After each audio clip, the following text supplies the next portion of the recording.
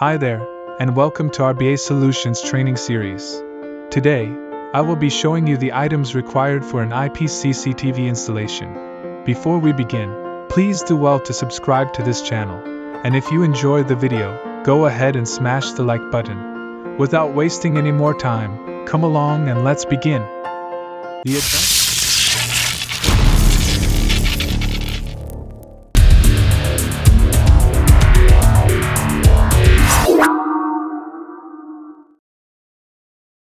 advantages of IP CCTV systems over analog systems keeps on being updated. From the clarity to the special features embedded in them, IP cameras and CCTV systems leave no doubt in its superiority. One point to note here is that these advantages are not realizable for every CCTV brand and camera. Come along as we break down the items required for an IP CCTV system installation.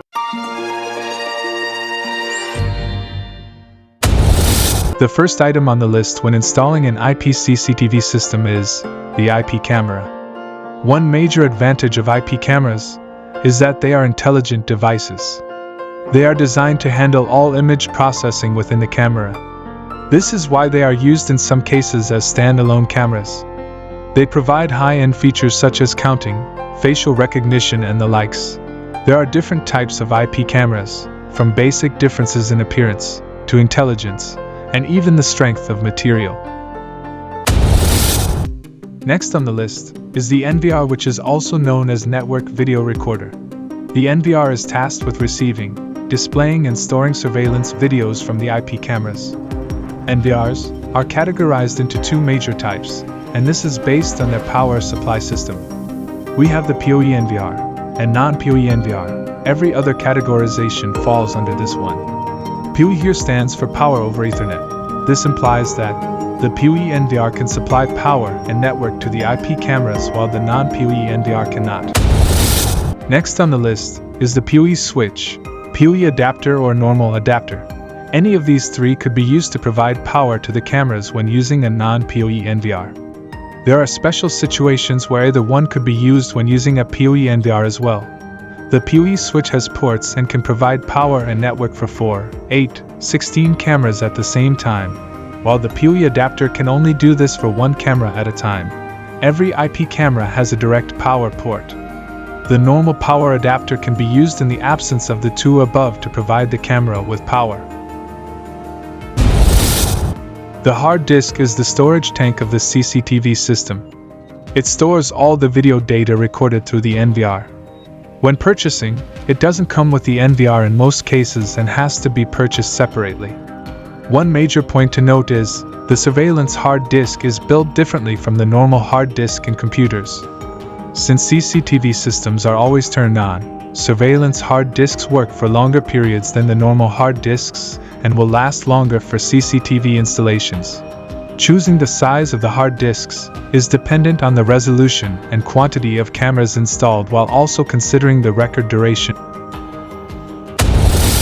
For an IP CCTV system, the type of cables needed are 1. IT cables such as Cat5, Cat6, or Cat7 cables.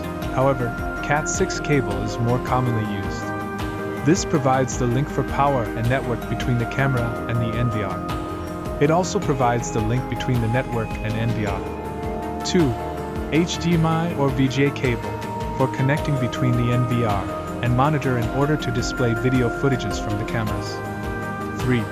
If not provided, you may need power cable in order to tap power from the mains to create a power outlet for the entire CCTV system.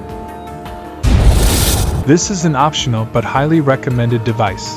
The UPS, aka uninterrupted power supply, secures the system from power fluctuations and power failure.